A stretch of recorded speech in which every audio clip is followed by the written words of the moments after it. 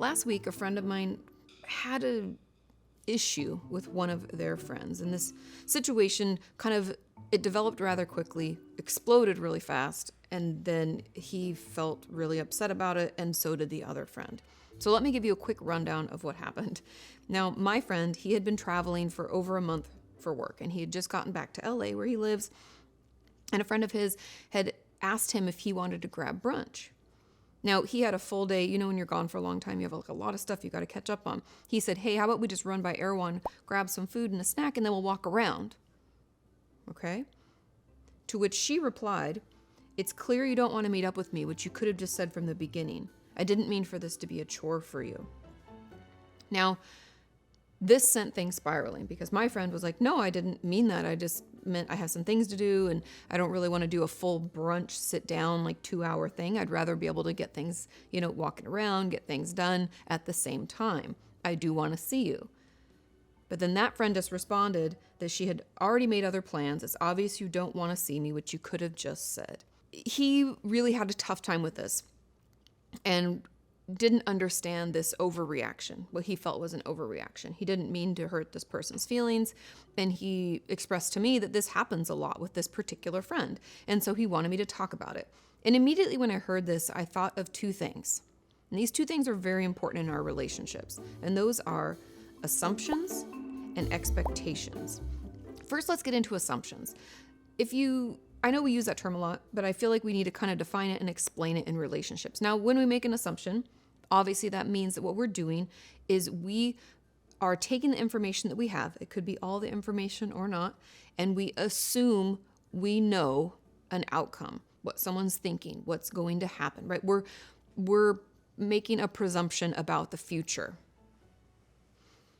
Now, assumptions can be helpful, right? It can help us prepare. Okay, if I'm assuming that Sean is going to be tired, then I'm not going to make dinner reservations for us that night. Or if I'm assuming that my friend is really upset, I'm probably not going to bring up something that I thought might already be upsetting, right? Assumptions can be helpful. If we assume our boss is going to ask us to work on this project, we might kind of get started on it ahead of time, right? Assumptions can help us, right? It helps us prepare ahead. However, when we make assumptions about people and relationships, and we don't check our facts, meaning talk to that person, we just purely make assumptions, it can lead us down the wrong path. And the reason I'm bringing up assumptions in this case is it sounds like what this person did was assume that my friend didn't really want to see her, right? She made an assumption. That can be hurtful when we don't have all the facts. Next are expectations. Now, one of my favorite quotes, and I think it was Casey Neistat's wife, Candace, who said it. It says, expectations without communication are resentments in the making. I'm going to say that again. Expectations without communication are resentments in the making. That is incredibly true. Expectations are the things that we place onto people or situations. I expect that party to be fun. I expect this person to show up for me. I expect that to go well or to go poorly. Expectations can be positive or negative, but either way, they affect how we interact with the world, right? If I expect a party to be fun, I go in really amped, and maybe it's like a low-key party. Maybe then I'm let down because I have this high expectation. That reminds me of films throughout the years. Do you ever hear about a TV show or a film? Everybody's like, oh, it's the best. You're going to love it. It's amazing. And then you go and you're like, it was okay. Because we had this high expectation. If I hadn't heard from people that it was going to be amazing, I might have gone and thought it was good, right? But instead, because people have said those things, we have certain expectations, and we can place these on all sorts of people and situations. And so it's really important that if we have an expectation when it comes to a relationship, that it is communicated. So what does that look like? If I'm going to communicate an expectation to Sean, let's say, I could tell him, I would really okay, so my 40th birthday is coming up. Let's say I have the expectation that Sean's going to put a party together or whatever. I need to tell him that. I need to communicate, hey, it's going to be really important to me that you do this. These are the things that I would really like to see happen.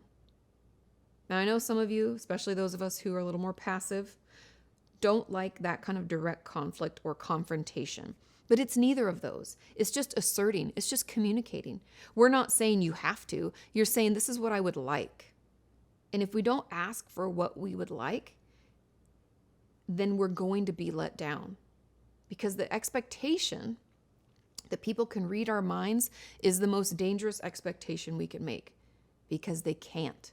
And I know you passive aggressive people out there are thinking, but if I act in a certain way, I make it dramatic, I do all this stuff, then they're going to notice. Then they'll act in the way that I want them to, and they'll do the thing that I really wanted. Maybe.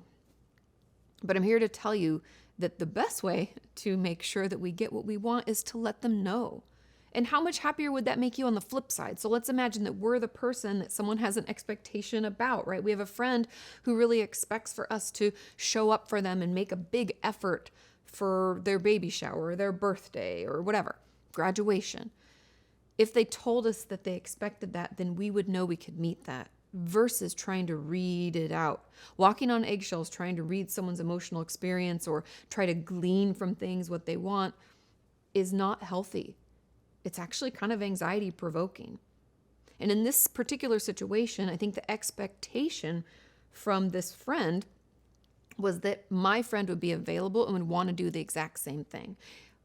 So there's that, or the expectation was that they would have a sit down time where they could really catch up. Maybe because that's what she was craving, which is okay.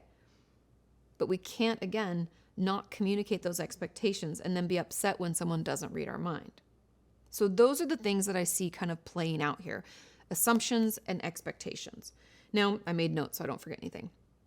Another thing that was a huge red flag to me, remember, red flags aren't bad. They're just indicative of things we should explore further. And another red flag was an overreaction. Now, my friend didn't say anything hurtful. He wasn't yelling. He didn't say, I didn't want to see you. He wasn't rude. He just gave another option of something that could happen instead. And that friend's reaction was what I would call an overreaction.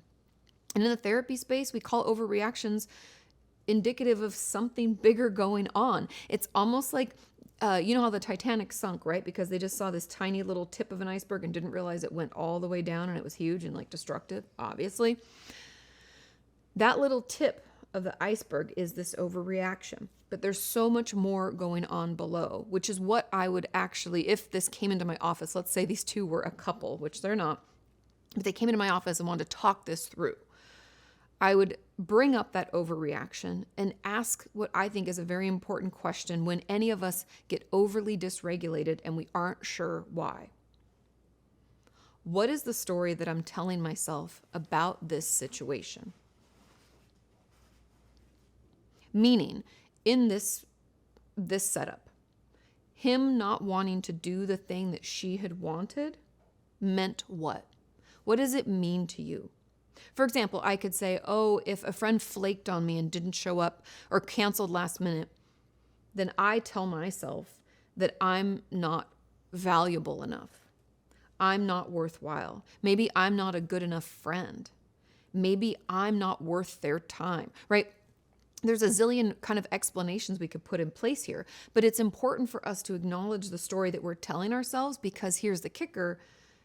Those stories become our reality, and then we act in life out of those stories. Meaning that instead of me having facts and communicating and making sure we're on the same page, I instead have told myself that this person flaking on me means they don't really value me, which means I'm not valuable. Then I'm acting like I'm not valuable and that they don't care, right? And so I can be really reactive and I can be really offended and I can have an intense emotional response for something that actually isn't that case. But to me, it feels incredibly real.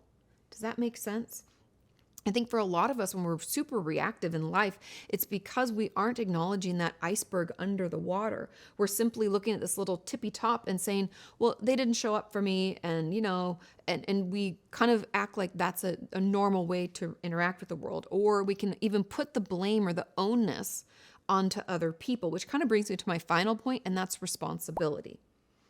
So we can put the ownness on other people, saying, you're responsible for my emotional experience. But that's just not true. As I've talked about over and over, video and video, year after year, we cannot control other people. I can't make someone feel some kind of way. Now, that doesn't mean that I'm not responsible for my own actions. That's actually where the responsibility begins. I'm responsible for the way that I interact in the world. That means I can't just go out and be a total jerk and then be surprised when people aren't kind to me.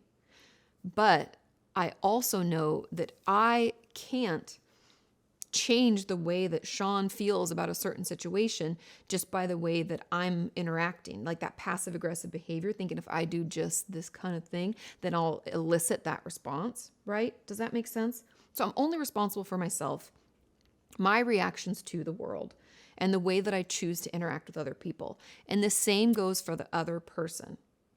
And so if you ever find yourself in this kind of situation where you think, I don't even understand why they were so upset with me, I didn't mean to hurt their feelings, check your facts. So this would be my recommendation. Consider this scenario. What really took place? Try to keep your emotion mind out of it as much as possible. If you're not able to, maybe we need a little more time before we do this practice. What's my role? Okay, so what took place? Check your facts. So in this case, a friend invited me to go to brunch. I was super tired and had a lot of stuff to do. I just got back from traveling. I didn't feel like doing a full sit down. So I offered an alternative. She got really hurt and angry and made other plans and didn't want to see me. Okay? If we checked and we were considering and there's no other facts, not thoughts, not beliefs, not old stories, facts. Okay, so those are our facts. Then, did the response or what took place make any sense? Is there something I should apologize for? Did I do something that was hurtful? Take time and consider this. Too often we just jump to a reaction like that friend overreacted because something bigger is probably going on. There's this overreaction and there's no one's assuming any responsibility for that piece of it, right? She has to own up to her own piece, just like my friend has to own up to his piece. So assess the facts and assess if there's any need for apology or to fix the situation. Is there something we can do that's timely that could turn it around? If there is, and it's fine, then we can do that. If not, we need to own our side of the street and communicate to our friend that we don't understand. Because then we have to listen to learn. If we're missing a fact, they need to share that. So in this case, assess the facts. If you need to apologize, apologize. If you're like, I don't understand, this happened and this seemed like an overreaction, then instead of ignoring or ghosting or pushing that friend away, the best thing is to engage and say, I hear that you're upset. I don't understand. I wasn't trying to be hurtful. This is what I was doing. Can you help me understand? And we have to listen because, again, there might be a fact that we're missing, or at the very least, we'll get to hear their story. That doesn't mean we have to apologize for their experience, but we can say, I'm so sorry you're going through that. That sounds really hard. I want you to know, again, I meant no harm by doing this. This is what I meant. At that time, we can kind of end the conversation. We can choose to get together or not. But unfortunately, so many of us are just reacting to these old stories that aren't currently happening, and it's affecting our relationships. So let me know, what would you have done in that situation? Have you been in a situation like that? Or do you find yourself being the reactive member? What would be helpful for you? Or what have you said that you found to be really beneficial? Let us know in those comments down below.